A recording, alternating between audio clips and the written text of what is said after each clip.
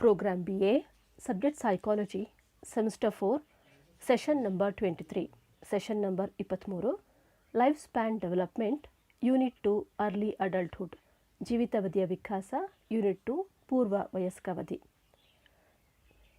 Dear students, I am Dr. Rekha MS, Department of Psychology, Assistant Professor, Government College for Women, Mandya.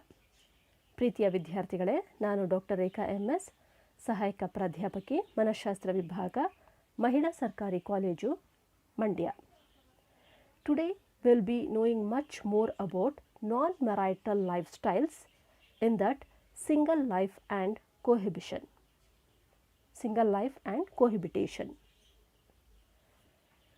ಪ್ರೀತಿಯ ವಿದ್ಯಾರ್ಥಿಗಳೇ, ಈ ದಿನ ನಾವು ವೈವಾಹಿಕವಲ್ಲದ ಜೀವನ ಶೈಲಿ, ಅದರಲ್ಲೂ ಕೂಡ ಏಕ ಜೀವನ ಅಥವಾ ಒಂಟಿ ಜೀವನ ಮತ್ತು ಸಹಬಾಳ್ವೆ, ಕೊಹ್ಯಾಬಿಟೇಷನ್ ಅಂತ ನಾವು ಕರಿತೀವಿ, ಇದರ ಬಗ್ಗೆ ಹೆಚ್ಚು ಮಾಹಿತಿನ ನಾವು ತಿಳ್ಕೊಳ್ತಾ ಹೋಗೋಣ. ಈ ಪೂರ್ವ ವಯಸ್ಕಾವಧಿಯಲ್ಲಿ ವೈವಾಹಿಕವಲ್ಲದ ಜೀವನ ಶೈಲಿ, ಇದರಲ್ಲಿ ಏಕ ಜೀವನ ಅಥವಾ ಒಂಟಿ ಜೀವನ ಮತ್ತು ಸಹಬಾಳ್ವೆ, ಇದರ ಬಗ್ಗೆ ಹೆಚ್ಚು ಮಾಹಿತಿನ ತಿಳ್ಕೊಳ್ಳೋಣ. Non-marital lifestyles, in that we will be knowing more about single life and cohabitation. Non-marital lifestyle. In many Western cultures or in many Western countries, today's rule for socially acceptable lifestyle is cohabitation. We can see more number of individuals in the Western countries, especially in Western culture, they will be having a lifestyle of this cohabitation or living single or a non-marital lifestyle. People marry later and more break up their marriages. There will be more and more diverse cases and become single parents also. And many of them, they try to remain childless, and we can say some of them remarry. So here we can see that people by choice, they change their lifestyle during adulthood, and in Western countries usually the non-marital lifestyle is somewhat acceptable and flexible lifestyle. And we can also see many of the individual in the late adulthood, they will marry later, or many of them will be having children outside the marriage also. And many of them, because of death or because of divorce, the couples will become a single parent. The one who has become single parent, we can see some of them will remarry. ನಾವು ನೋಡ್ಬೋದು, ಅಂದಾಜು ಈ ವೈವಾಹಿಕವಲ್ಲದ ಜೀವನ ಶೈಲಿ ಅಥವಾ ವಿವಾಹನೆ ಆಗದಿರುವಂತಹ ದಂಪತಿಗಳು ಅಥವಾ ವಿವಾಹನೆ ಆಗದಿರುವಂತಹವರು ಅಥವಾ ವಿವಾಹ ಆಗಿನೂ ಕೂಡ ಸಪ್ರೇಟಾಗಿ ಉಳಿದಿರೋರನ್ನ ನಾವು ಹೆಚ್ಚಾಗಿ ಈ ಒಂದು ಪಾಶ್ಚಿಮಾತ್ಯ ದೇಶಗಳಲ್ಲಿ ನಾವು ಹೆಚ್ಚು ನೋಡ್ಬೋದು. ಮತ್ತು ಈ ವೆಸ್ಟರ್ನ್ ಕಂಟ್ರೀಸ್ನಲ್ಲಿ, ಪಾಶ್ಚಿಮಾತ್ಯ ದೇಶಗಳಲ್ಲಿ ಈ ರೀತಿಯಾದ ಜೀವನ ಶೈಲಿ ಒಂದು ರೀತಿಯಾದ ಸ್ವೀಕೃತವಾದ ಜೀವನ ಶೈಲಿ ಅಂತಲೂ ಕೂಡ ಹೇಳ್ಬೋದು. ಮತ್ತು ಎಲ್ಲರೂ ಕೂಡ ಸುಮಾರು ಜನ ಈ ರೀತಿಯಾದ ಜೀವನ ಶೈಲಿಗೆ ತುಂಬ ಚೆನ್ನಾಗಿ ಹೊಂದ್ಕೊಳ್ತಾ ಹೋಗಿರ್ತಾರೆ. ಈ ಜೀವನ ಶೈಲಿನ ಕೂಡ ಹೆಚ್ಚಾಗಿ ಇಷ್ಟಪಡೋರು ಕೂಡ ಈ ಪಾಶ್ಚಿಮಾತ್ಯ ದೇಶಗಳಲ್ಲಿ ಹೆಚ್ಚು ಅಂತಲೂ ಕೂಡ ನಾವು ಹೇಳ್ಬೋದು. ಮತ್ತು ವಯಸ್ಕಾವಧಿಗೆ ತಕ್ಕ ಹಾಗೆ ಜನರು ಆಯ್ಕೆಗಳನ್ನು ಬದಲಾಯಿಸುತ್ತಾರೆ ಮತ್ತು ಬದಲಾಗುತ್ತಾ ಹೋಗುವುದನ್ನು ನಾವು ನೋಡ್ತಾ ಹೋಗ್ಬೋದು. ಹಿಂದೆ ಯಾವುದೋ ಒಂದು ಜೀವನ ಶೈಲಿನ ಇಟ್ಕೊಂಡಿದ್ರು, ಯಾವುದೋ ಒಂದು ಆಯ್ಕೆಗಳನ್ನ ಇಟ್ಕೊಂಡಿದ್ರು. ನಾನು ಈ ಒಂದು ಹದಿಹರೆಯ ಆಗಿರ್ಬೋದು ಅಥವಾ ವಯಸ್ಕಾವಧಿಗೆ ನಾನು ತಲುಪಿದಾಗ ನನ್ನ ಜೀವನ ಶೈಲಿ ಈ ರೀತಿಯಾಗಿರಬೇಕು ಅಂತ ಹಲವಾರು ಕನಸುಗಳನ್ನ ಕಂಡಿರ್ಬೋದು. ಆದರೂ ಕೂಡ ಈ ವಯಸ್ಕಾವಧಿಗೆ ತಕ್ಕ ಹಾಗೆ ಜನರು ತಮ್ಮ ಜೀವನ ಶೈಲಿನ ಬದಲಾಯಿಸೋದನ್ನು ಕೂಡ ನಾವು ಮಾಡ್ತಾ ಹೋಗ್ಬೋದು. ಇದರಲ್ಲಿ ಹಲವಾರು ಜನ ತುಂಬ ನಿಧಾನಕ್ಕೆ ಮದುವೆ ಆಗ್ಬೋದು. ಲೆಟ್ಸ್ ಸೇ ಫಾರ್ ಎಕ್ಸಾಂಪಲ್, ಈಗ 40-45 ಈ ರೀತಿ ತುಂಬ ಲೇಟಾಗಿ ಕೂಡ ವಿವಾಹ ಆಗ್ಬೋದು. ಕೆಲವರು ಈ ಮದುವೆ ಹೊರಗೆ ಮಕ್ಕಳನ್ನು ಕೂಡ ಹೊಂದಿರ್ತಾರೆ, ಅಂದರೆ ದಂಪತಿಗಳಾಗಿರ್ತಾರೆ ಮತ್ತು ಮಕ್ಕಳನ್ನು ಕೂಡ ಕೆಲವರು ಹೊಂದಿರ್ತಾರೆ. ಮತ್ತು ಸುಮಾರು ಜನ, ಈ ನಾನು ಮುಂಚೆನೇ ಹೇಳ್ತಾ ಇದ್ದೀನಿ, ವೈವಾಹಿಕವಲ್ಲದ ಜೀವನ ಶೈಲಿ ಅಂತ ಹೇಳಿದಾಗ ಒಂದು they will become single because of the death of another spouse or because of the divorce of the partner ಅಂತ ನಾನು ಹೇಳಿದ್ದೀನಿ. ಅಂದರೆ ಒಬ್ಬ ದಂಪತಿ ಅಥವಾ ಒಬ್ಬ ಪಾರ್ಟ್ನರಿನ ಸಾವಿನಿಂದಾಗಿ ಅವರು ಒಂಟಿ ಜೀವನ ನಡೆಸ್ತಾ ಇದ್ದಾರೆ ಅಥವಾ ಏಕ ಜೀವನ ನಡೆಸ್ತಾ ಇದ್ದಾರೆ, ಅಥವಾ ವಿಚ್ಛೇದನದಿಂದಾಗಿ ಅವರು ಒಂಟಿ ಜೀವನ ನಡೆಸ್ತಾ ಇರ್ಬೋದು. ಈ ರೀತಿ ಇದ್ದಲ್ಲಿ ಸುಮಾರು ಜನ ಅಥವಾ ಹಲವು ಜನ ಮುಂದೆ ಪುನರ್ವಿವಾಹ ಆಗೋದನ್ನು ಕೂಡ ನಾವು ಸಹಜವಾಗಿ ನೋಡೋದು ಇಲ್ಲಿ ಪಾಶ್ಚಿಮಾತ್ಯ ದೇಶಗಳಲ್ಲಿ ಒಂದು ರೀತಿಯಾದ ನಾರ್ಮಲ್ ಲೈಫ್ ಸ್ಟೈಲ್ ಅಂತ ಹೇಳ್ಬೋದು. ಈ ಪುನರ್ವಿವಾಹ ಆಗಿರ್ಬೋದು ಅಥವಾ ಕೋಹ್ಯಾಬಿಟೇಷನ್ ಆಗಿರ್ಬೋದು, ಇದೆಲ್ಲ ಒಂದು ರೀತಿಯಾದ ಒಂದು ಸಹಜವಾದ ಜೀವನ ಶೈಲಿ ಅಂತ ನಾವು ಪಾಶ್ಚಿಮಾತ್ಯ ದೇಶಗಳಲ್ಲಿ ನೋಡೋದು ಸಹಜ ಅಂತಲೂ ಕೂಡ ಹೇಳ್ಬೋದು. Some people remain single, others live with the partner of either sex. Some married couples with separate careers have commuter marriages, sometimes called living apart together. In this section, we look more closely at non-marital lifestyles. In the sense, we can see here, some of them remain single and others live with the partner of either sex. Remaining single might be because of their choice, or there might be some personal reasons for them. And we can also see some of the couples have got married, but they are living separate because of some particular reasons. That is, we called as living apart together. In this section, we can closely see most of the non-marital lifestyle. That is, we can look into the detail about the non-marital lifestyle. ನಾವು ನೋಡ್ಬೋದು ಕೆಲವರು ಒಂಟಿಯಾಗಿ ಉಳಿತಾ ಹೋಗ್ತಾರೆ. ಯಾಕೆ ಅಂತ ಹೇಳಿದ್ರೆ ಅದಕ್ಕೆ ಹಲವಾರು ಕಾರಣಗಳಿರ್ಬೋದು, ಅಥವಾ ಒಂಟಿಯಾಗಿರೋದು ಅವರ ಒಂದು ಚಾಯ್ಸ್ ಕೂಡ ಆಗಿರ್ಬೋದು. ಅದೇ ರೀತಿ ಕೆಲವರು ಒಟ್ಟಿಗೆ ವಾಸಿಸ್ತಾರೆ, ಅದನ್ನು ನಾವು ಲಿವಿಂಗ್ ಅಪಾರ್ಟ್ ಟುಗೆದರ್ ಅಂತ ನಾವು ಕೂಡ ಕರಿತೀವಿ. ಕೆಲವರು ಮದುವೆ ಆಗಿನೂ ಕೂಡ ಬೇರೆ ಬೇರೆ ಇರುವಂತಹ ಸಾಧ್ಯತೆಗಳು ಕೂಡ ಇರುತ್ತೆ. ಇದಕ್ಕೆ ಹಲವಾರು ಕಾರಣಗಳನ್ನು ಕೂಡ ಇರುತ್ತೆ. ಈ ರೀತಿಯಾದ ಒಂದು ಸಾಧ್ಯತೆಗಳು ಇರುತ್ತೆ ಅಂತ ಕೂಡ ಹೇಳ್ತೀವಿ. ಮುಂದಿನ ಸ್ಲೈಡ್ಗೆ ಹೋಗೋಣ. Non-marital lifestyle, single life. The proportion of young adults ages 25 to 34 in the US who have not yet married approximately tripled between 1970 and 2005. We can see that most of them, especially in young adult ages, that too in the age of 25 to 34, most of them, as I said earlier, in the Western countries, especially in the US, they have not yet been married, and this type of lifestyle has been increased, tripled between 1970 to 2005. ಈ single life ಅಥವಾ ಒಂಟಿ ಜೀವನ, ಏಕ ಜೀವನ ಅನ್ನೋದು ಪಾಶ್ಚಿಮಾತ್ಯ ದೇಶಗಳಲ್ಲಿ ನಾನು ನಿಮಗೆ ಮುಂಚೆನೇ ಹೇಳಿರೋ ಹಾಗೆ ಹೆಚ್ಚಾಗಿ ನಾವು ಕಾಣ್ಬೋದು. ಎಸ್ಪೆಷಲಿ 25ರಿಂದ 34 ವರ್ಷದ ಈ ಪೂರ್ವ ವಯಸ್ಕಾವಧಿಗೆ ಸಂಬಂಧಪಟ್ಟ ಅಡಲ್ಟ್ಸ್ ಆಗಿರ್ಬೋದು, ವಯಸ್ಕರಾಗಿರ್ಬೋದು, ಹೆಚ್ಚು ಜನ ಮದುವೆ ಆಗಿಲ್ಲ. ಅದು ಕೂಡ ಈ ಒಂದು 1970ರಿಂದ 2005 ಇಸ್ವಿಯಲ್ಲಿ ಈ ರೀತಿಯಾದ ಜೀವನ ಶೈಲಿ, ಒಬ್ಬಂಟಿಯಾಗಿರುವಂತಹ ಜೀವನ ಶೈಲಿ ಇದು 3 ಪಟ್ಟು ಹೆಚ್ಚಾಗಿದೆ ಅಂತಲೂ ಕೂಡ ನಾವು ಹೇಳ್ಬೋದು. For women the increase was from 9% to 32%, and for men from 15% to 43% according to the Census Bureau, that is 2007 ಅಂತ ಹೇಳ್ಬೋದು. ಸೆನ್ಸಸ್ ಪ್ರಕಾರ, ರಿಸರ್ಚ್ ಪ್ರಕಾರ ಹೇಳುವುದಾದರೆ 25ರಿಂದ 34 US in the sense United ಸ್ಟೇಟ್ಸ್ನಲ್ಲಿ ಇನ್ನೂ ಕೂಡ ಅವರು ಮದುವೆ ಆಗಿಲ್ಲ ಈ ಒಂದು ಏಜ್ನಲ್ಲಿ ಇರೋರು. ಅಂದರೆ ಇದು ಟ್ರಿಪಲ್ ಆಗಿದೆ, ಅಂದರೆ 3 ಪಟ್ಟು ಹೆಚ್ಚಾಗಿದೆ 1970ರಿಂದ 2005 ಇಸ್ವಿಯವರೆಗೂ ಅಂತ ಕೂಡ ಹೇಳ್ಬೋದು. ಅದೇ ರೀತಿ ಮಹಿಳೆಯರನ್ನ ನಾವು ಗಮನಿಸಬೇಕು ಅಂತ ಹೇಳಿದಾಗ 9%ರಿಂದ 32%ವರೆಗೂ, ಹಾಗೆ ಪುರುಷರು 15%ರಿಂದ 43%ವರೆಗೂ ಕೂಡ ಅವರು, ಅಂದರೆ ಅಷ್ಟು ಪರ್ಸೆಂಟ್ವರೆಗೂ ಅವರು ಇನ್ನೂ ಸಿಂಗಲ್ ಲೈಫ್ ಅಥವಾ ಒಂಟಿ ಜೀವನ ನಡೆಸ್ತಾ ಇದ್ದಾರೆ ಅಂತ ನಾವು ಹೇಳ್ತಾ ಹೋಗ್ಬೋದು. ಇದು according to the census. The trend is particularly among African American women. 35% of women are still single in their late 30s. ಅದು 30 ವರ್ಷಗಳ ನಂತರನೂ ಕೂಡ 35% ಮಹಿಳೆಯರು ಈ ಒಂದು 30ರ ದಶಕದ ಉತ್ತರಾರ್ಧದಲ್ಲಿ ಒಂಟಿಯಾಗಿರೋದನ್ನು ನಾವು ಗಮನಿಸ್ಬೋದು. ಮುಂದಿನ ಸ್ಲೈಡ್ಗೆ ಹೋಗೋಣ. In a study of 300 black, white and Latina single women in the Los Angeles area, members of all three groups had difficulty finding eligible men with similar education and social background. ನಾವು ಗಮನಿಸ್ಬೋದು, ಸ್ಟಡಿಗಳ ಪ್ರಕಾರ, ಅಧ್ಯಯನಗಳ ಪ್ರಕಾರ ಹಲವಾರು ಅಂದರೆ 300 black ಆಗಿರ್ಬೋದು, white ಆಗಿರ್ಬೋದು, ಅಥವಾ ಈ ಒಂದು ಲ್ಯಾಟಿನಾ ಸಿಂಗಲ್ ವಿಮೆನ್ ಅನ್ನುವಂತಹ ಒಂದು ಗ್ರೂಪ್ನ ನಾವು ತಗೊಂಡಾಗ ಹೆಚ್ಚು ಮಂದಿ ಈ ಒಂದು 3 ಗ್ರೂಪ್ಸಲ್ಲಿ 3 ಗುಂಪಿನಲ್ಲಿ ಹೆಚ್ಚು ಮಂದಿ ಒಬ್ಬಂಟಿಯಾಗಿರೋದನ್ನು ನಾವು ನೋಡ್ತಾ ಹೋಗ್ಬೋದು.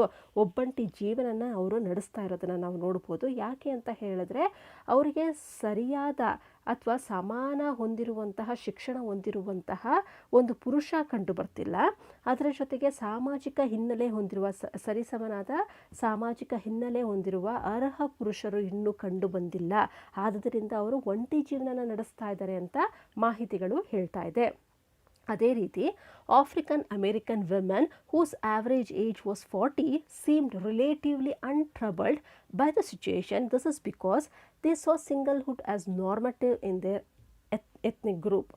ಅದೇ ರೀತಿ ಹಲವಾರು ಬೇರೆ ಅಧ್ಯಯನಗಳ ಪ್ರಕಾರ ಆಫ್ರಿಕನ್ ಅಮೇರಿಕನ್ ಮಹಿಳೆಯರು ಸರಾಸರಿ ಅಂದಾಜು 40 ವರ್ಷ ಆದ್ರೂ ಕೂಡ ಅವರು ಒಬ್ಬಂಟಿ ಅಥವಾ ಏಕ ಜೀವನನ ನಡೆಸ್ತಾ ಇದ್ದಾರೆ. ಯಾಕೆ ಅಂತ ಹೇಳಿದ್ರೆ ಇದು ಒಂದು ರೀತಿಯಾದ ಯಾವುದೇ ರೀತಿಯಾದ ತೊಂದರೆಗಳನ್ನ ತಂದುಕೊಟ್ಟಿಲ್ಲ ಈ ಒಂದು ಏಕ ಜೀವನ ಅಥವಾ ಒಂಟಿ ಜೀವನ. ಮತ್ತು ಪರಿಸ್ಥಿತಿಗೆ ಅನುಗುಣವಾಗಿ ಅವರು ಸರಿಯಾಗಿ ಹೊಂದಾಣಿಕೆ ಮಾಡ್ಕೊಳ್ತಾ ಹೋಗಿದ್ದಾರೆ. ಅದೇ ರೀತಿ ಈ ಒಂಟಿ ಜೀವನ ಅವರಿಗೆ ಸಾಮಾನ್ಯದಂತೆ ಕಂಡು ಬಂದಿದೆ. ಅವರಿಗೆ ಮದುವೆ ಆಗಬೇಕು, ಮದುವೆ ಜೀವನ ನಡೆಸಬೇಕು, ಅಥವಾ ಒಂದು ರೀತಿಯಾದ ಒಂದು ಸಫಿಸ್ಟಿಕೇಟೆಡ್ ಲೈಫ್ ಇರಬೇಕು, ನನಗೂ ಒಬ್ಬರು ಬಾಳ ಸಂಗಾತಿ ಇರಬೇಕು, ಪಾರ್ಟ್ನರ್ ಆಗಿರಬೇಕು ಅಂತ ಯಾವತ್ತೂ ಕೂಡ ಅವ್ರಿಗೆ ಅನಿಸಿಲ್ಲ. ಅವರು ಈ ರೀತಿಯಾದ ಒಂದು ಒಂಟಿ ಜೀವನ ಅವರಿಗೆ ತುಂಬ ಸಾಮಾನ್ಯವಾಗಿ ಅವ್ರಿಗೆ ಕಂಡು ಬಂದಿದೆ ಅಂತಲೂ ಕೂಡ ಹೇಳ್ತಾ ಹೋಗ್ಬೋದು. ಮುಂದಿನ ಸ್ಲೈಡ್ಗೆ ಹೋಗೋಣ. While some young adults stay single because they have not found the right mate, others are single by choice. More women today are self-supporting and there is less social pressure to marry. Many claim singlehood gives them personal control over their living space and freedom from interpersonal obligations. ನಾನು ಮುಂಚೆನೇ ಹೇಳಿರೋ ಹಾಗೆ ಹಲವಾರು Young adults ಅಥವಾ ಪೂರ್ವ ವಯಸ್ಕ ಅವಧಿಯಲ್ಲಿ ಇರುವಂತಹ ವಯಸ್ಕರು ಇನ್ನೂ ಕೂಡ ಮದುವೆ ಆಗಿಲ್ಲ. ಯಾಕೆ ಅಂತ ಹೇಳಿದ್ರೆ ಅವ್ರಿಗೆ ಸರಿಯಾದ ಜೋಡಿ ಇನ್ನೂ ಸಿಕ್ಕಿಲ್ಲ. They have not found the right mates. ಅದರ ಜೊತೆಗೆ ಇತರರು ತಾವಾಗಿಯೇ ಒಂಟಿ ಜೀವನ ಇರೋದಕ್ಕೆ ಇಷ್ಟಪಡ್ತಾರೆ, ಇಚ್ಛಿಸ್ತಾರೆ, ಬಯಸ್ತಾರೆ. ಯಾಕೆ ಅಂತ ಹೇಳಿದ್ರೆ ಅವ್ರಿಗೆ ಒಂಟಿ ಜೀವನ ಒಂದು ರೀತಿಯಾದ ತುಂಬ ಸೆಲ್ಫ್ ಸಪೋರ್ಟಿಂಗ್ ಆಗಿದೆ. ಅವರೊಬ್ಬರೇ ಇರೋದು, ಎಸ್ಪೆಷಲಿ ವಿಮೆನ್ಸ್. ಅವರು ಯಾಕೆ ಮದುವೆ ಆಗ್ತಾ ಇಲ್ಲ ಅಂತ ಹೇಳಿದ್ರೆ ಅವರು ಸ್ವಯಂ ಬೆಂಬಲ ಅಥವಾ ಸ್ವಯಂ ಉತ್ತೇಜಕರಾಗಿದ್ದಾರೆ. ಅವ್ರಿಗೆ ಯಾವುದೇ ರೀತಿಯಾದ ಒಂದು ಸಾಮಾಜಿಕ ಒತ್ತಡ ಇಲ್ಲ, ಮದುವೆ ಆಗಬೇಕು ಅನ್ನೋ ಒಂದು ಒತ್ತಡ ಇಲ್ಲ. ಆದುದರಿಂದ ಅವರು ಒಬ್ಬಂಟಿನ ಜೀವನ ನಡೆಸ್ತಾ ಇದ್ದಾರೆ. ಯಾವುದೇ ರೀತಿಯಾದ ಒತ್ತಡನೂ ಇಲ್ಲದೆ ತಾವಾಗಿಯೇ ತಮ್ಮ ಬೆಂಬಲದಿಂದ, ಸ್ವಯಂ ಪ್ರೇರಿತರಿಂದ, ಸ್ವಯಂ ಬೆಂಬಲದಿಂದ ಉತ್ತೇಜಕರಾಗಿ ಅವರು ಒಂಟಿ ಜೀವನ ನಡೆಸ್ತಾ ಇದ್ದಾರೆ ಅಂತಲೂ ಕೂಡ ನಾವು ಹೇಳ್ಬೋದು. ಮುಂದಿನ ಸ್ಲೈಡ್ಗೆ ಹೋಗೋಣ. Some people want to be free to move across the country or across the world, pursue. Some of them they want to pursue their careers, and we can also see some of them they want to do further education also, and some of them they want to do creative work without worrying about how their quest for self fulfillment affects another person. ನಾವು ನೋಡ್ಬೋದು ಯಾತಕ್ಕೋಸ್ಕರ ಹಲವಾರು ಜನ ಒಬ್ಬಂಟಿ ಜೀವನ ನಡೆಸ್ತಾ ಇದ್ದಾರೆ ಅಂತ ಹೇಳಿದ್ರೆ, ಈ ಪಾಶ್ಚಿಮಾತ್ಯ ದೇಶದಲ್ಲಿ ಅವರು ದೇಶವನ್ನು ಸುತ್ತೋದಕ್ಕೆ ತುಂಬ ಆಸಕ್ತಿ ಇದೆ.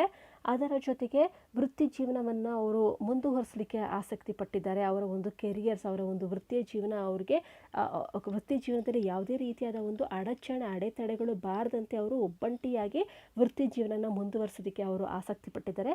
ಇನ್ನೂ ಹಲವರು ಹೆಚ್ಚಿನ ಶಿಕ್ಷಣದಲ್ಲಿ ಉಳಿದಿರೋದ್ರಿಂದ, ಮುಂದಿನ ಶಿಕ್ಷಣದಲ್ಲಿ ಉಳಿದಿರೋದ್ರಿಂದ, ಶಿಕ್ಷಣದಲ್ಲೇ ಹೆಚ್ಚು ಆಸಕ್ತಿ ಇರೋದ್ರಿಂದ ವೈವಾಹಿಕ ಜೀವನದಲ್ಲಿ ಅವರು ಆಸಕ್ತಿ ಅನ್ನೋದೇ ಪಟ್ಟಿಲ್ಲ. ಇನ್ನೂ ಕೆಲವರು ಸ್ವಯಂ ಸೇವಕರಾಗಿ ಸೃಜನಶೀಲ ಕೆಲಸಗಳನ್ನು ಮಾಡ್ತಿರೋದನ್ನು ಕೂಡ ನಾವು ನೋಡ್ತಾ ಹೋಗ್ಬೋದು. ಯಾಕೆ ಅಂತ ಹೇಳಿದ್ರೆ ಇದು ಒಂದು ರೀತಿಯಾದ ಒಂದು ಸೆಲ್ಫ್ ಫುಲ್ಫಿಲ್ಮೆಂಟ್, ಒಂದು ರೀತಿಯಾದ ಆನಂದ ಕೊಡ್ತಾ ಇದೆ.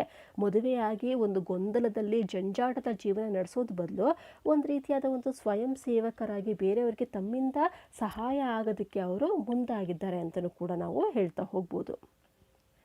Some enjoy sexual freedom, some find the lifestyle very much exciting, and some just being like to be alone, and some postpone or avoid marriage because of fear that it will end in divorce. ಕೆಲವರು ಈ ಒಂದು ಲೈಂಗಿಕ ಸ್ವಾತಂತ್ರ್ಯವನ್ನು ಆನಂದಿಸ್ತಾ ಇದ್ದಾರೆ. ಅವರಿಗೆ ಯಾವುದೇ ರೀತಿಯಾದ ಒಂದು ವೈವಾಹಿಕ ವಿವಾಹ ಆದಮೇಲೆ ಲೈಂಗಿಕ ಖುಷಿ ಸಿಗ್ತಾ ಇದೆ ಅನ್ನೋದ್ರ ಬದಲು ಈ ಲೈಂಗಿಕನ ಸ್ವಾತಂತ್ರ್ಯನ ಅವರು ಆನಂದಿಸ್ತಾ ಇದ್ದಾರೆ ಈ ಒಂದು ಒಂಟಿ ಜೀವನದಲ್ಲಿ ಅಂತ ಹೇಳ್ಬೋದು. ಅದರ ಜೊತೆಗೆ ಕೆಲವರು ಈ ರೀತಿಯ ಜೀವನ ಶೈಲಿಯನ್ನು ಒಂದು ರೀತಿಯಾದ ರೋಮಾಂಚನಕಾರಿಯಾಗಿ ಅವರು ಭಾವಿಸಿದ್ದಾರೆ, ಎಕ್ಸೈಟಿಂಗ್ ಆಗಿ ಭಾವಿಸ್ತಾ ಇದ್ದಾರೆ ಈ ರೀತಿಯಾದ ಜೀವನ ಶೈಲಿನ, ಲೈಫ್ ಸ್ಟೈಲ್ನ ಅಂತ ಹೇಳ್ಬೋದು. ಮತ್ತು ಕೆಲವರು ಒಬ್ಬಂಟಿಯಾಗಿರಲಿಕ್ಕೆ, ಏಕಾಂಗಿಯಾಗಿರಲಿಕ್ಕೆ ತುಂಬ ಇಷ್ಟಪಡ್ತಾ ಇದ್ದಾರೆ. ಇನ್ನೂ ಕೆಲವರು ವಿಚ್ಛೇದನದ ಭಯದಿಂದ ಕೆಲವರು ಮದುವೆಯನ್ನು ಮುಂದೂಡ್ತಾ ಇದ್ದಾರೆ, ಅಥವಾ ಮದುವೆ ಆಗೋದಕ್ಕೆ, ವಿವಾಹ ಆಗಲಿಕ್ಕೆ ಭಯ ಪಡ್ತಾ ಇದ್ದಾರೆ, ಮದುವೆನ ಮುಂದೂಡ್ತಾ ಇದ್ದಾರೆ ಅಂತಲೂ ಕೂಡ ನಾವು ಹೇಳಬಹುದು. ಮುಂದಿನ ಸ್ಲೈಡ್ಗೆ ಹೋಗೋಣ. ನಾನ್ ಮ್ಯಾರಿಟಲ್ ಲೈಫ್ ಸ್ಟೈಲ್ಸ್, ಕೊಹ್ಯಾಬಿಟೇಷನ್, ವೈವಾಹಿಕ ಅಲ್ಲದ ಜೀವನ, ಸಹ ಬಾಳ್ವೆ. Cohabitation is an arrangement where two people are not married but live together. They are often involved in romantic or sexual intimate relationship on a long-term or permanent basis. Increasingly, it is common in Western countries since the late 20th century. Cohabitation ಅಥವಾ ಸಹ ಬಾಳ್ವೆ ಅನ್ನೋದು ಇಬ್ಬರು ಮದುವೆಯಾಗಿಲ್ಲ ಆದರೆ ಒಟ್ಟಿಗೆ ವಾಸಿಸುವ ಒಂದು ವ್ಯವಸ್ಥೆ ಅಂತ ನಾವು ಹೇಳ್ಬೋದು. ಅಂದರೆ ಇಬ್ಬರು ಕಪಲ್ಸ್ ಅವರು ಮದುವೆ ಆಗಿಲ್ಲ, ಯಾವುದೇ ವಿವಾಹಕ್ಕೆ ಅವರು ಒಳಗಾಗಿಲ್ಲ, ಆದರೂ ಕೂಡ ಒಟ್ಟಿಗೆ ವಾಸಿಸ್ತಾ ಇದ್ದಾರೆ. ಈ ರೀತಿಯಾದ ವ್ಯವಸ್ಥೆನ ನಾವು ಸಹಬಾಳ್ವೆ ಅಥವಾ ಕೊಹ್ಯಾಬಿಟೇಷನ್ ಅಂತ ನಾವು ಕರಿಬಹುದು. ಇದು ಒಂದು ರೀತಿಯಾದ ದೀರ್ಘಕಾಲದ ಶಾಶ್ವತ ಆಧಾರದ ಮೇಲೆ ಪ್ರಣಯ ಮತ್ತು ಲೈಂಗಿಕ ಸಂಬಂಧದಲ್ಲಿ ಅವರು ತೊಡಗಿರುತ್ತಾರೆ. ಈ ರೀತಿಯಾದ ಸಹಬಾಳ್ವೆ ನಡೆಸ್ತಿರುವಂತಹ ದಂಪತಿಗಳು ದೀರ್ಘಕಾಲದವರೆಗೂ ಶಾಶ್ವತ ಆಧಾರದ ಮೇಲೆ ಪ್ರಣಯ ಮತ್ತು ಲೈಂಗಿಕ ಸಂಬಂಧದಲ್ಲಿ ಅವರು ತೊಡಗಿರ್ತಾರೆ. ಈ ಒಂದು ವ್ಯವಸ್ಥೆನ ನಾವು ಕೊಹ್ಯಾಬಿಟೇಷನ್ ಅಂತ ನಾವು ಕರಿತೀವಿ. ಈ ರೀತಿಯಾದ ಒಂದು ವ್ಯವಸ್ಥೆ, ಈ ರೀತಿಯಾದ ಒಂದು ಜೀವನ ಶೈಲಿ 20ನೇ ಶತಮಾನದಿಂದ ಈ ಒಂದು ಪಾಶ್ಚಿಮಾತ್ಯ ದೇಶಗಳಲ್ಲಿ ಸಾಮಾನ್ಯವಾಗಿ ನಾವು ಅಥವಾ ಹೆಚ್ಚಾಗಿ ಕಾಣೋದನ್ನು ನಾವು ನೋಡ್ಬೋದು. ಮುಂದಿನ ಸ್ಲೈಡ್ಗೆ ಹೋಗೋಣ. More broadly, the term cohabitation can mean any number of people living together.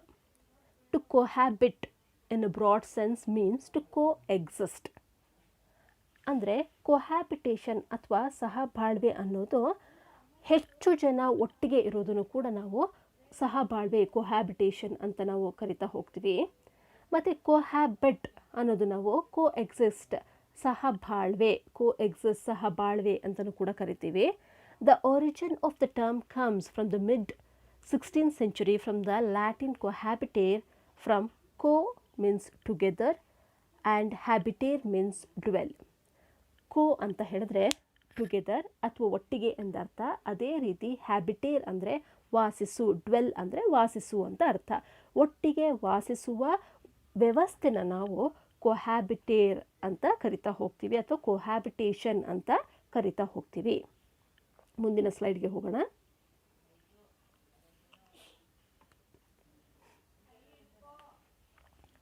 Cohabitation for all racial ethnic groups except for Asian women increased between 1995 and 2010. Cohabitation ಅನ್ನೋದು, ಸಹಬಾಳ್ವೆ ಅನ್ನೋದು ಎಲ್ಲ ರೀತಿಯಾದ ಒಂದು ರೇಷಲ್ ಆಗಿರ್ಬೋದು, ಎಥ್ನಿಕ್ ಗ್ರೂಪಲ್ಲಿ ಆಗಿರ್ಬೋದು, ನಾವು ಹೆಚ್ಚಾಗಿ ಎಲ್ಲ ಕಡೆಯೂ ನಾವು ಇದನ್ನು ನೋಡೋದನ್ನು ಕಾಣ್ತೀವಿ. ಮತ್ತು ಈ ರೀತಿಯಾದ ಒಂದು ಜೀವನ ಶೈಲಿನ 1995ರಿಂದ 2010ನೇ ಇಸ್ವಿಯವರೆಗೂ ಹೆಚ್ಚಾಗಿ ಇನ್ಕ್ರೀಸ್ ಆಗ್ತಿರೋದನ್ನು ಕೂಡ ನಾವು ನೋಡ್ತಾ ಹೋಗ್ತೀವಿ. It has been found that from 1995 to 2010 the median length of cohabitation relationship has increased. ನಾನು ಮುಂಚೆನೇ ಹೇಳಿರೋ ಹಾಗೆ ಈ ಒಂದು 1995 2010 ಇಸ್ವಿವರೆಗೂ ಈ ಒಂದು ಕೋಹ್ಯಾಬಿಟೇಷನ್ ಸಹ ಬಾಳ್ವೆಯ ಒಂದು ಸ್ಥಿತಿ ಅಥವಾ ವ್ಯವಸ್ಥೆ ಹೆಚ್ಚಾಗ್ತಾನೆ ಹೋಗಿರೋದನ್ನು ಕೂಡ ನಾವು ನೋಡ್ತಾ ಹೋದ್ವಿ. ಇದರ ಜೊತೆಗೆ whether the relationship resulted in marriage or not, or it remained intact, or had since dissolved, it doesn't matter, but cohabitation ಅನ್ನೋದು ಇತ್ತು. ಅಂದರೆ ಕೊಹ್ಯಾಬಿಟೇಷನ್ ಸಹಬಾಳ್ವೆ ನಡೆಸ್ತಿದ್ದಂತಹ ದಂಪತಿಗಳು ಅವರು ಆ ಒಂದು ವ್ಯವಸ್ಥೆ ಮದುವೆಗೆ ಕಾರಣವಾಯಿತಾ ಅಥವಾ ಹಾಗೇನೇ ಉಳಿತಾ ಅಥವಾ ಆ ರೀತಿಯಾದ ಒಂದು ಜೀವನ ಶೈಲಿ ಅವರಲ್ಲಿ ಹಾಗೆ ಕರಗೋಯ್ತಾ, ಅವರು ಇಟ್ ಡಸಂಟ್ ಮ್ಯಾಟರ್, ಅವರು ಅದಕ್ಕೆ ಕೇರ್ ಮಾಡ್ತಿರಲಿಲ್ಲ. ಒಂದು ಸುಮಾರು ಜನ ಕೋಹ್ಯಾಬಿಟೇಷನ್ ಸಹಬಾಳ್ವೆನಲ್ಲಿ ಇದ್ದಿದ್ದು ಉಂಟು. ಅಂದರೆ ಕೊನೆಗೆ ಅವರು ಮದುವೆ ಆಗ್ತಾಯಿದ್ರು, ಕೆಲವರು ಹಾಗೇನೇ ಉಳಿತಾ ಇದ್ರು ಸುಮಾರು ವರ್ಷಗಳ ಕಾಲ, ಅಥವಾ ಆ ಕೋಹ್ಯಾಬಿಟೇಷನ್ ಯಾವುದೋ ಒಂದು ಬ್ರೇಕಪ್ಪಿಂದ ಘರ್ಷಣೆಗಳಿಂದ ಅದು ಬ್ರೇಕಪ್ ಕೂಡ ಕರಗಿ ಹೋಗ್ತಾ ಇತ್ತು ಹಾಗೇನೆ ಅಂತಲೂ ಕೂಡ ನಾವು ಹೇಳ್ತಾ ಹೋಗ್ಬೋದು. ಮುಂದಿನ ಸ್ಲೈಡ್ಗೆ ಹೋಗೋಣ. People may leave together for a number of reasons.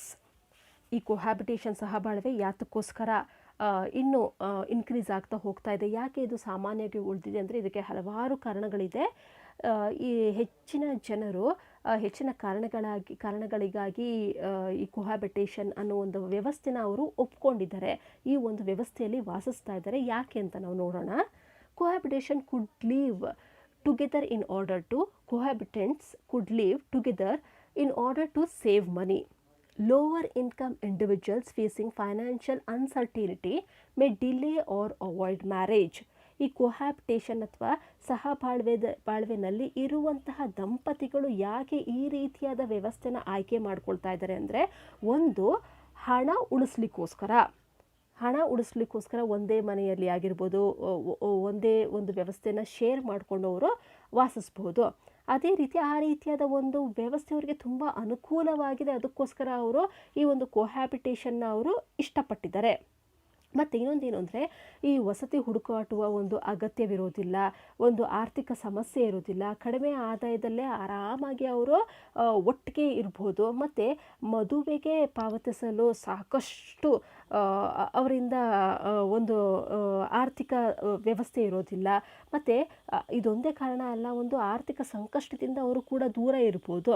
ಇದ್ರ ಜೊತೆಗೆ ಏನು ಅಂತ ಹೇಳಿದ್ರೆ, ಇದೆಲ್ಲ ಕಾರಣದಿಂದ ಅವರು ಮದುವೆನ ವಿಳಂಬ ಮಾಡ್ತಾ ಇದ್ದಾರೆ ಅಥವಾ ಆ ವೈವಾಹಿಕ ಜೀವನನ ಅವರು ತಪ್ಪಿಸ್ಕೊಳ್ತಾ ಇದ್ದಾರೆ. ಮತ್ತೆ ರಿಪೀಟ್ ಮಾಡ್ತೀನಿ ನೋಡಿ, ಯಾತಕ್ಕೋಸ್ಕರ ಈ ರೀತಿಯಾದ ಒಂದು ಕೋಹ್ಯಾಬಿಟೇಷನ್ ಅಥವಾ ಸಹಬಾಳ್ವೆನ ಅವರು ಆರಿಸ್ಕೊಂಡಿದ್ದಾರೆ ಅಂತ ಹೇಳಿದ್ರೆ, ಒಂದು ಹಣನ ಉಳಿಸ್ಲಿಕ್ಕೆ ಮತ್ತು ಈ ರೀತಿಯಾದ ವ್ಯವಸ್ಥೆ ಅವರಿಗೆ ತುಂಬ ಅನುಕೂಲನ ತಂದುಕೊಡ್ತಾ ಇದೆ. ಅದೇ ರೀತಿ ಈ ವಸತಿ ಈ ರೀತಿಯಾದ ವಸತಿ ಮನೆಯನ್ನು ಹುಡುಕಾಟುವ ಒಂದು ಅಗತ್ಯ ಇರೋದಿಲ್ಲ, ಅದ್ರ ಜೊತೆಗೆ ಒಂದು ಆರ್ಥಿಕ ಸಮಸ್ಯೆ ಇರೋದಿಲ್ಲ, ಕಡಿಮೆ ಆದಾಯದಲ್ಲೇ ಆರಾಮಾಗಿ ಅವರು ಜೀವನ ಸಾಗಿಸ್ಬೋದು.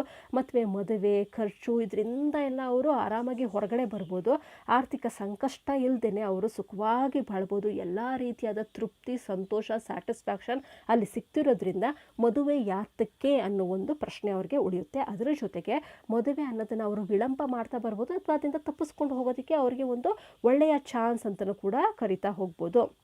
ಮತ್ತು ಇನ್ನೂ ಕೆಲವರು ಏನು ಹೇಳ್ತಾರೆ ಅಂದರೆ, ಮದುವೆ ಆಗಿ ನಾನು ಮುಂದೆ ಯಾವುದೋ ಒಂದು ವಿಚ್ಛೇದನಕ್ಕೆ ಒಳಗಾಗೋದ್ರಿಂದ ಅಥವಾ ವಿವಾಹವು ವಿಚ್ಛೇದನದಲ್ಲಿ ಕೊನೆಯಾಗೋದಕ್ಕಿಂತ ಈ ಕೋಹ್ಯಾಬಿಟೇಷನ್ ಸಹಬಾಳ್ವೆಯಲ್ಲಿ ಆರಾಮಾಗಿ ಯಾವುದೇ ರೀತಿಯಾದ ಮದುವೆ ಅನ್ನೋ ಒಂತಹ ಜಂಜಾಟನೇ ಇಲ್ಲದೆ ಆರಾಮಾಗಿ ಇರಬಹುದು ಅಂತ ಇಷ್ಟಪಡ್ತಾ ಇದ್ದಾರೆ. ಸರ್ವೆ ಪ್ರಕಾರ, according to the survey, most couples listed reasons such as spending more time together, convenience based reasons and testing the relationship, while few gave the reasons that they do not believe in marriage, the extremely high cost of housing and tight budget which made them to live in a cohabitation or live together without any marriage. ಸಮೀಕ್ಷೆಗಳ ಪ್ರಕಾರ ಇನ್ನು ಹಲವಾರು ಕಾರಣಗಳು ಯಾತಕ್ಕೋಸ್ಕರ ಈ ಒಂದು ಸಹಬಾಳ್ವೆಯಲ್ಲಿ ಇರ್ತಾರೆ ಅಂತ ಹೇಳಿದ್ರೆ, ಒಟ್ಟಿಗೆ ಸಮಯ ಕಳೆಯೋದಕ್ಕೆ ಅವ್ರಿಗೆ ಒಂದು ರೀತಿಯಾದ ಒಂದು ಚಾನ್ಸ್ ಸಿಗುತ್ತೆ. ಮದುವೆ ಇಲ್ಲದೇ ಒಟ್ಟಿಗೆ ಸಮಯ ಕಳೆಯೋದಕ್ಕೆ ಅವರು ಈ ರೀತಿಯಾದ ಒಂದು ಸಹಬಾಳ್ವೆ ಅನ್ನೋದು ತುಂಬ ಅನುಕೂಲಕರವಾಗಿದೆ ಮತ್ತು ತುಂಬ ಅನುಕೂಲನ ಮಾಡಿಕೊಡ್ತಾ ಇದೆ. ನಾನು ನಿಮಗೆ ಮುಂಚೆನೇ ಹೇಳಿರೋ ಹಾಗೆ ಒಂದು ರೀತಿಯಾದ ಒಂದು ಆರ್ಥಿಕ ಮುಗ್ಗಟ್ಟಿರೋದಿಲ್ಲ ಅಥವಾ ಮದುವೆಗೆ ಸಂಬಂಧಪಟ್ಟಂತೆ ಖರ್ಚು ವೆಚ್ಚಗಳು ಅನ್ನೋದಿರೋದಿಲ್ಲ, ಕಡಿಮೆ ಆದಾಯದಲ್ಲೇ ಆರಾಮಾಗಿರ್ಬೋದು, ಮನೆ ಹುಡುಕುವಂತಹ ಒಂದು ಜಂಜಾಟ ಇರೋದಿಲ್ಲ, ಎಲ್ಲ ರೀತಿಯಾದ ಖುಷಿ, ಸಂತೋಷ, ನೆಮ್ಮದಿ, ತೃಪ್ತಿ ಎಲ್ಲನೂ ಸಿಗ್ತಿರೋದ್ರಿಂದ ಈ ರೀತಿಯಾದ ಒಂದು ಜೀವನ ಶೈಲಿನ ಅವರು ಆರಿಸ್ಕೊಂಡಿದ್ದಾರೆ. ಇನ್ನೂ ಕೆಲವರು ಹೇಳೋ ಪ್ರಕಾರ ಸಂಬಂಧವನ್ನು ಪರೀಕ್ಷಿಸುವ ಕಾರಣದಿಂದಾಗಿ ನಾವು ಈ ಒಂದು ಸಹಬಾಳ್ವೆ ಜೀವನ ನಡೆಸ್ತಾ ಇದ್ದೀವಿ ಅಂತ ಹೇಳ್ತಾರೆ. ಎಸ್ಪೆಷಲಿ ಮದುವೆ ಆಗೋದಕ್ಕಿಂತ ಮುಂಚೆ ಈ ರೀತಿಯಾದ ಒಂದು ಕೊಹ್ಯಾಬಿಟೇಷನ್ಸ್ಗೆ ಒಳಗಾಗೋದು ಈ ಒಂದು ಪಾಶ್ಚಿಮಾತ್ಯ ದೇಶಗಳಲ್ಲಿ ನಾವು ಸಾಮಾನ್ಯವಾಗಿ ನಾವು ನೋಡ್ಬೋದು.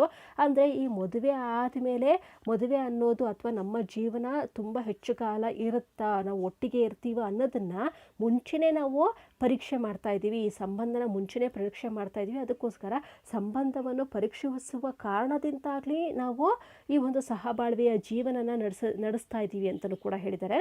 ಮತ್ತು ಇನ್ನೂ ಕೆಲವರು ವಿವಾಹದಲ್ಲಿ ನಂಬಿಕೆನೇ ಇಲ್ಲ ನಮಗೆ, ಅದಕ್ಕೋಸ್ಕರ ನಾವು ಈ ಸಹಬಾಳ್ವೆಯಂತಹ ಒಂದು ಸ್ಥಿತಿನ ನಾವು ಆಯ್ಕೆ ಮಾಡ್ಕೊಂಡಿದ್ದೀವಿ ಅಂತ ಹೇಳಿದ್ದಾರೆ. ಇನ್ನು ಕೆಲವರು ಹೆಚ್ಚು ವಸತಿ ವೆಚ್ಚ ಆಗಿರ್ಬೋದು, ಬಿಗಿಯಾದ ಒಂದು ಬಜೆಟ್ ಆಗಿರ್ಬೋದು, ಇದೆಲ್ಲನೂ ನಮಗೆ ಸ್ವೀಕರಿಸೋದಕ್ಕೆ ಕಷ್ಟ ಆಗುತ್ತೆ. ಅದರ ಬದಲು ನಮ್ಮ ಸ್ಥಿತಿಗೆ ಅನುಗುಣವಾಗಿ, ನಮ್ಮ ಒಂದು ಆರ್ಥಿಕ ಸ್ಥಿತಿಗೆ ಅನುಗುಣವಾಗಿ ನಾವು ಆರಾಮಾಗಿ ಈ ಒಂದು ಸಹಬಾಳ್ವೆಯ ದಿನಗಳನ್ನ, ಜೀವನ ಶೈಲಿಯನ್ನು ನಾವು ಆನಂದಿಸ್ತಾ ಇದ್ದೀವಿ ಅಂತಲೂ ಕೂಡ ಹೇಳಿರೋದನ್ನು ನಾವು ಕಾಣ್ತಾ ಹೋಗ್ಬೋದು. ಮುಂದಿನ ಸ್ಲೈಡ್ಗೆ ಹೋಗೋಣ. There are certain explanations which gives for the rise of the cohabitation in the western countries. ಕೆಲವಾರು ಬೇರೆ ರೀತಿಯಾದ ಎಕ್ಸ್ಪ್ಲನೇಷನ್ಸ್, ಕಾರಣಗಳನ್ನು ಕೂಡ ನಾವು ನೋಡ್ಬೋದು. ಈ ಪಾಶ್ಚಿಮಾತ್ಯ ದೇಶಗಳಲ್ಲಿ ಯಾತಕ್ಕೋಸ್ಕರ ಈ ಒಂದು ಸಹಬಾಳ್ವೆಯಲ್ಲಿ ಇದ್ದಾರೆ, ಯಾತಕ್ಕೋಸ್ಕರ ಅದನ್ನು ಆ ಒಂದು ಸ್ಥಿತಿನ ಇಷ್ಟಪಡ್ತಾರೆ ಅಂತ ನಾವು ನೋಡ್ಬೋದು. ಅದರಲ್ಲಿ ಮೊದಲನೇದು, because of the increase in the individualism and secularism, which has resulted in more acceptance and adoption of this cohabitation. ನಾವು ನೋಡ್ಬೋದು, ಈ ಒಂದು ಇಂಡಿವಿಜುವಲಿಸಮ್, ವ್ಯಕ್ತಿತ್ವ ಅಥವಾ ಸೆಕ್ಯುಲಾರಿಸಮ್, ಜಾತ್ಯತೀತ ಕಾರಣದಿಂದಾಗಿ ಸಹಬಾಳ್ವೆ ಅಳವಡಿಸಿಕೊಳ್ಳಲು ಹೆಚ್ಚಿನ ಜನ ಸ್ವೀಕಾರಕ್ಕೆ ಕಾರಣ ಆಗಿದೆ ಅಂತಲೂ ಕೂಡ ನಾವು ಹೇಳ್ತಾ ಹೋಗ್ಬೋದು. ಆ ಸೆಕ್ಯುಲಾರಿಸಮ್, ಇಂಡಿವಿಜುವಲಿಸಮ್ ಬಂದಿರೋದ್ರಿಂದ ಪಾಶ್ಚಿಮಾತ್ಯ ದೇಶಗಳಲ್ಲಿ ಈ ಸಹಬಾಳ್ವೆ ಅಳವಡಿಸ್ಕೊಂಡಿರೋದು ಹೆಚ್ಚಿನ ಮಂದಿಯಲ್ಲಿ ನಾವು ನೋಡ್ತಾ ಹೋಗ್ಬೋದು. ಇನ್ನೂ ಒಂದು ಕಾರಣ, the another reason is or explanation is the economic changes. The growth of industries and the modernization of many cultures has improved women's social status, which is leading to gender equity or gender equality and sexual freedom. Therefore, they are no longer being only in the sense marriage doesn't mean that it is only the reason to be in the long time relationship. Even in the cohabitation they can be in a long time relationship. ಇನ್ನೊಂದು explanation ಕಾರಣ ಏನು ಅಂತ ಹೇಳಿದ್ರೆ, ಆರ್ಥಿಕ ಬದಲಾವಣೆಗಳು, economic changes, ಕೈಗಾರೀಕರಣ ಆಗಿರ್ಬೋದು, ಆಧುನೀಕರಣ ಆಗಿರ್ಬೋದು, ಇದೆಲ್ಲನೂ ಏನು ಮಾಡಿದೆ ಅಂತ ಹೇಳಿದ್ರೆ ಲಿಂಗ ಸಮಾನತೆ ಮತ್ತು ಲೈಂಗಿಕ ಸ್ವಾತಂತ್ರ್ಯಕ್ಕೆ ಕಾರಣ ಮಾಡಿಕೊಟ್ಟಿದೆ. ಎಸ್ಪೆಷಲಿ ನಾವು ನೋಡ್ಬೋದು, ಈ ಒಂದು ಸ್ತ್ರೀ ಸಮಾಜದಲ್ಲಿ, ಸ್ತ್ರೀ ಸಾಮಾಜಿಕ ಸ್ಥಾನಮಾನದಲ್ಲಿ ಲಿಂಗ ಸಮಾನತೆ ಮತ್ತು ಲೈಂಗಿಕ ಸ್ವಾತಂತ್ರ್ಯಕ್ಕೆ ಕಾರಣವಾಗಿರೋದು ಈ ಕೈಗಾರೀಕರಣ ಆಗಿರ್ಬೋದು, ಆಧುನೀಕರಣ ಆಗಿರ್ಬೋದು ಕಾರಣ ಆಗಿರೋದ್ರಿಂದ ಹೆಚ್ಚು ಮಹಿಳೆಯರು ಈ ಒಂದು ಕೊಹ್ಯಾಬಿಟೇಷನ್ ಅಥವಾ ಸಹಬಾಳ್ವೆನ ಅವರು ಆಯ್ಕೆ ಮಾಡ್ಕೊಂಡಿದ್ದಾರೆ ಅಂತಲೂ ಕೂಡ ನಾವು ಹೇಳ್ತಾ ಹೋಗ್ಬೋದು. ಮತ್ತೆ ರಿಪೀಟ್ ಮಾಡ್ತೀನಿ, ಈ ಒಂದು ಮಹಿಳೆಯರಲ್ಲಿ ಸ್ತ್ರೀ ಸಾಮಾಜಿಕ ಸ್ಥಾನಮಾನದಿಂದ ಲಿಂಗ ಸಮಾನತೆ ಮತ್ತು ಲೈಂಗಿಕ ಸ್ವಾತಂತ್ರ್ಯಕ್ಕೆ ಕಾರಣವಾಗಿರೋದ್ರಿಂದ ಮತ್ತು ಈ ಒಂದು ಕೈಗಾರೀಕರಣ ಆಗಿರ್ಬೋದು, ಆಧುನೀಕರಣ ಆಗಿರ್ಬೋದು, ಇದೆಲ್ಲನೂ ಕೂಡ ಈ ಒಂದು ಲೈಂಗಿಕ ಸ್ವಾತಂತ್ರ್ಯಕ್ಕೆ ಕಾರಣವಾಗಿರೋದ್ರಿಂದ ಕೊಹ್ಯಾಬಿಟೇಷನ್ ಅಥವಾ ಸಹಬಾಳ್ವೆನ ಆಯ್ಕೆ ಮಾಡ್ಕೊಂಡಿದ್ದಾರೆ ಅಂತ ಹೇಳ್ಬೋದು. ಇದರಿಂದ ಏನಾಗುತ್ತೆ ಅಂತ ಹೇಳಿದ್ರೆ, ಮದುವೆ ಒಂದೇ ಒಂದು ರೀತಿಯಾದ ಒಂದು ಗಟ್ಟಿ ಸಂಬಂಧಕ್ಕೆ ಕಾರಣ ಅಲ್ಲ. ತುಂಬ ಹೆಚ್ಚು ದಿನ ಮದುವೆ ಮಾಡಿಕೊಂಡ್ರೆ ನಮಗೆ ಎಲ್ಲ ರೀತಿಯಾದ ಸ್ವಾತಂತ್ರ್ಯ, ಸುಖ, ಸಂತೋಷ, ಲೈಂಗಿಕ ತೃಪ್ತಿ ಎಲ್ಲನೂ ಮದುವೆಯಿಂದಲೇ ನಮಗೆ ಸಿಗುತ್ತೆ. ಹೆಚ್ಚು ದಿನ ನಾವು ಈ ಒಂದು ಸಂಬಂಧದಲ್ಲಿ ಉಳಿಬೇಕು ಅನ್ನೋದಕ್ಕಿಂತ ಕೊಹ್ಯಾಬಿಟೇಷನ್ ಅಥವಾ ಸಹಬಾಳ್ವೆನಲ್ಲೂ ಉಳಿಬಹುದಲ್ಲ, ಯಾತಕ್ಕಾಗೋದಿಲ್ಲ ಅನ್ನೋದು ಅವರ ಒಂದು ಮನಸ್ಥಿತಿ ಆಗಿದೆ. ಮುಂದಿನ ಸ್ಲೈಡ್ಗೆ ಹೋಗೋಣ. Researchers said that couples live together as a way of trying to test compatibility with their partners, while still having the option of ending the relationship without legal implications. In 1996, more than 3/4 of all cohabitants report plans to marry their partners, viewed cohabitation as a preface to marriage. And some of them, they also viewed that cohabitation shares many qualities with the marriage. Cohabitors share a residence, personal resources, etc. ನಾವು ನೋಡ್ಬೋದು ರಿಸರ್ಚ್ಗಳು ಹೇಳುವಂತಹ ಪ್ರಕಾರ ಒಟ್ಟಿಗೆ ವಾಸಿಸುವ ದಂಪತಿಗಳು ತಮ್ಮ ಪಾಲುದಾರರೊಂದಿಗೆ ಹೊಂದಾಣಿಕೆಯನ್ನು ಪರೀಕ್ಷಿಸುವ ಸಲುವಾಗಿ ಈ ಒಂದು ಸಹಬಾಳ್ವೆನ ಆಯ್ಕೆ ಮಾಡಿಕೊಂಡಿದ್ದಾರೆ ಅಂತ ಹೇಳ್ತಾ ಬಂದಿದ್ದಾರೆ. ಇದೆಲ್ಲನೂ ಕೂಡ ಅಕಾರ್ಡಿಂಗ್ ಟು ದ ಸರ್ವೆ ಸಮೀಕ್ಷೆಗಳ ಪ್ರಕಾರ, ರಿಸರ್ಚ್ ಪ್ರಕಾರ. ಮತ್ತು ಇನ್ನೂ ಕೆಲವರು ಹೇಳೋ ಪ್ರಕಾರ ಮ್ಯಾರೇಜ್ ಅಥವಾ ಮದುವೆ ಆದಾಗ ಕೊನೆಯಲ್ಲಿ ಅದು ಡೈವರ್ಸ್ ಅಂತ ಹೇಳಿ ಈ ಕೋರ್ಟ್ ಆಗಿರ್ಬೋದು ಅಥವಾ ಕಚೇರಿ ಆಗಿರ್ಬೋದು ಇದಕ್ಕೆಲ್ಲ ಅಲೆದಾಡೋದ್ರ ಬದಲು ಕಾನೂನು ತೊಡಕುಗಳಿಲ್ಲದೇ ಯಾವುದೇ ರೀತಿಯಾದ ಸಂಬಂಧನ ನಾವು ಕೊನೆಗೊಳಿಸಬಹುದು ಈ ಕೋಹ್ಯಾಬಿಟೇಷನ್ ಮುಖಾಂತರ, ಸಹಬಾಳ್ವೆಯಿಂದ ಅಂತ ಹೇಳ್ತಾರೆ. ಅಂದರೆ ಸಹಬಾಳ್ವೆ ಅನ್ನೋದು ಅಲ್ಲಿ ಮದುವೆ ಆಗಿಲ್ಲ, ಅಕಸ್ಮಾತ್ ಒಟ್ಟಿಗೆ ಇದ್ದೂ ತುಂಬ ಹೆಚ್ಚು ದಿನ ಉಳಿದು ಅಲ್ಲಿ ಬ್ರೇಕಪ್ ಆದಾಗ ಡೈವರ್ಸ್ ಅಂತ ನಾವು ಕೋರ್ಟ್ ಕಚೇರಿಗಳಿಗೆ ಅಲಿಯುವಂತಹ ಅವಕಾಶನೇ ಇಲ್ಲ, ಅವಶ್ಯಕತೆಯೇ ಇಲ್ಲ. ಕಾನೂನು ತೊಡಕುಗಳಿಲ್ಲದೇ ನಾವು ಸಂಬಂಧವನ್ನು ನಾವು ಕೊನೆಗೊಳಿಸಬಹುದು ಅಂತಲೂ ಕೂಡ ಹೇಳ್ತಾ ಬರ್ತಾರೆ. ಅದೇ ರೀತಿ ಕೊಹ್ಯಾಬಿಟರ್ಸ್ ಏನು ಹೇಳ್ತಾರೆ ಅಂದರೆ ಸಂಗಾತಿಯನ್ನು ಮದುವೆಯಾಗಲು ಯೋಚಿಸಿದ್ದಾಗಿ ವರದಿ ಮಾಡಿದ್ದಾರೆ. ಅಂದರೆ ನಾನು ಕೊಹ್ಯಾಬಿಟೇಷನ್ನಲ್ಲಿ ಇದ್ದೀನಿ, ಸಹಬಾಳ್ವೆನಲ್ಲಿದ್ದೀನಿ, ಈ ಒಂದು ಸ್ಥಿತಿಗತಿಯಲ್ಲಿದ್ದೀನಿ, ಯಾಕೆ ಅಂದರೆ ಮುಂದೆ ನಾನು ಇವರನ್ನೇ ಮದುವೆ ಆಗ್ತೀನಿ, ಈ ಒಂದು ರಿಲೇಷನ್ಶಿಪ್ ಸಂಬಂಧ ಗಟ್ಟಿಯಾಗಿ ಇರುತ್ತಾ ಅನ್ನೋ ಒಂದು ಪರೀಕ್ಷೆಗೋಸ್ಕರ ನಾನು ಒಟ್ಟಿಗೆ ಇದ್ದೀನಿ ಅಂತಲೂ ಕೂಡ ಅವರು ಹೇಳ್ತಾ ಹೋಗ್ತಿದ್ದಾರೆ. ಮತ್ತು ಇನ್ನು ಕೆಲವರು ಕೊಹ್ಯಾಬಿಟೇಷನ್ ನಾವು ಇದ್ದೀವಿ, ಸಹಬಾಳ್ವೆನಲ್ಲಿದ್ದೀವಿ, ಆದರೆ ಇದು ಮದುವೆಗೆ ಅಗತ್ಯ ಇಲ್ಲ, ಮದುವೆ ಮಾಡ್ಕೊಬೇಕು ಅಂತ ನಮಗೆ ಯಾವತ್ತೂ ಅನಿಸಿಲ್ಲ, ಆರಾಮಾಗಿ ಎಲ್ಲ ರೀತಿಯಾದ ತೃಪ್ತಿ, ಸಂತೋಷ, ಆಸಕ್ತಿ, ಆಸೆಗಳು ಎಲ್ಲನೂ ಪೂರೈಸ್ತಾ ಇದೆ, ಅದಕ್ಕೋಸ್ಕರ ನಾವು ಮದುವೆ ಆಗುವಂತಹ ಯೋಚನೆಯೇ ಕೂಡ ಮಾಡಿಲ್ಲ ಅಂತ ಹೇಳಿದ್ದಾರೆ. ಇನ್ನು ಕೆಲವರು ನಾನು ಮುಂಚೆನೇ ಹೇಳಿರೋ ಹಾಗೆ ಒಂದೇ ಮನೇನ ಶೇರ್ ಮಾಡ್ತಾ ಇದ್ದಾರೆ, ಎಲ್ಲ ರೀತಿಯಾದ ಅವರ ವೈಯಕ್ತಿಕ ಆಸೆ ಆಕಾಂಕ್ಷೆಗಳು ಎಲ್ಲನೂ ಕೂಡ ಶೇರ್ ಮಾಡ್ಕೊಳ್ತಾ ಇದ್ದಾರೆ, ತೃಪ್ತಿಯಾಗಿ ಜೀವನ ನಡೆಸ್ತಾ ಇದ್ದಾರೆ, ಅದಕ್ಕೋಸ್ಕರ ನಾವು ಸಹ ಬಾಳ್ವೆಯ ಸ್ಥಿತಿಯಲ್ಲಿ ಇದ್ದೀವಿ ಅಂತಲೂ ಕೂಡ ರೀಸನ್ಸ್ ಕೊಟ್ಟಿದ್ದಾರೆ. ಮುಂದಿನ ಸ್ಲೈಡ್ಗೆ ಹೋಗೋಣ. Couples who have plans to marry before moving in together, they try to be in this cohabitation, or who are engaged before cohabiting typically marry within 2 years of living together. ಇಲ್ಲಿ ಯಾವ ಒಬ್ಬ ದಂಪತಿಗಳು ಮುಂದೆ ನಾನು ಮದುವೆ ಆಗ್ತೀನಿ ಅಂತ ಅಂದ್ಕೊಂಡಿರ್ತಾರೆ, ಅವರು ಸಹಬಾಳ್ವೆನಲ್ಲಿರೋದು ನಾವು ಸಾಮಾನ್ಯವಾಗಿ ನಾವು ನೋಡ್ಬೋದು. ಅಥವಾ ಮುಂದೆ ಮದುವೆ ಆಗ್ತೀನಿ ಒಂದು ಪ್ಲ್ಯಾನ್ಸ್ ಇಟ್ಕೊಂಡಿರೋರು, ಯೋಜನೆಗಳನ್ನ ಇಟ್ಕೊಂಡಿರೋರು ಈ ರೀತಿಯ ಒಂದು ಸಹಬಾಳ್ವೆಯ ಸ್ಥಿತಿಯಲ್ಲಿರೋದನ್ನು ನೋಡ್ಬೋದು. ಮತ್ತು ಈ ಮದುವೆ ಆಗೋದಕ್ಕಿಂತ ಮುಂಚೆ ನಿಶ್ಚಿತಾರ್ಥ ಎಂಗೇಜ್ ಆಗಿರುವಂತಹ ದಂಪತಿಗಳು ಮುಂಚೆನೇ ರಿಲೇಷನ್ಶಿಪ್ನ ಟೆಸ್ಟ್ ಮಾಡಲಿಕ್ಕೋಸ್ಕರ ಒಟ್ಟಿಗೆ ಇರೋದನ್ನು ನಾವು ನೋಡ್ಬೋದು. ಇಂಥವರು ಈ 2 ವರ್ಷದ ಅವಧಿಯ ಒಳಗಡೆ ಮದುವೆ ಆಗಿರೋದನ್ನು ಕೂಡ ನಾವು ಗಮನಿಸ್ಬೋದು. ಅದೇ ರೀತಿ the state of cohabitation of a couple I'll repeat again. The state of cohabitation of a couple often ends either in marriage or in breakup. ಮದುವೆ ಆಗಿನೂ ಕೂಡ ಈ ಒಂದು ಕೊಹ್ಯಾಬಿಟೇಷನ್ ಅಥವಾ ಸಹಬಾಳ್ವೆ ಅನ್ನೋದು ಅದು ಕೊನೆಗಾಣಬಹುದು, ಅಥವಾ ಅಲ್ಲಿ ಒಂದು ಬ್ರೇಕಪ್ ಆಗಿ ಏನೋ ಒಂದು ವಿಘಟನೆ ಆಗಿ ಕೊನೆ ಆಗ್ಬೋದು. ದಂಪತಿಗಳು ಮದುವೆ ಆಗ್ಬೋದು ಅಥವಾ ವಿಘಟನೆಯಲ್ಲಿ ಕೊನೆಗೊಳ್ಬಹುದು ಅಂತಲೂ ಕೂಡ ಹೇಳ್ಬೋದು. Similar to other nations, young people are still not in favour of this practice. ಅಂದರೆ ನಮ್ಮ ದೇಶದಲ್ಲಿ ಸಹಬಾಳ್ವೆ ಅನ್ನೋದು ಇನ್ನು ನಮ್ಮ ಸಂಸ್ಕೃತಿಯ ಪರವಾಗಿಲ್ಲ, ಅದಕ್ಕೋಸ್ಕರ ಹೆಚ್ಚು ಜನ ಈ ಒಂದು ಕೊಹ್ಯಾಬಿಟೇಷನಲ್ಲಿ ನಾವು ನಮ್ಮ ಸಂಸ್ಕೃತಿಯಲ್ಲಿ ನಮ್ಮ ದೇಶದಲ್ಲಿ ನಾವು ಕಾಣೋದಿಲ್ಲ. ಆದರೆ ಪಾಶ್ಚಿಮಾತ್ಯ ದೇಶಗಳಲ್ಲಿ ಇದನ್ನು ಹೆಚ್ಚಾಗಿ ಬಳಸ್ತಿರೋದು, ಈ ಒಂದು ಜೀವನ ಶೈಲಿಯಲ್ಲಿ ಹೆಚ್ಚಾಗಿರೋದನ್ನು ನಾವು ಕಾಣ್ತಾ ಹೋಗ್ಬೋದು. Moreover, there is still a persistent of traditional gender norms, as there are stark differences in the acceptance of sexual behavior out of wedlock for men and women.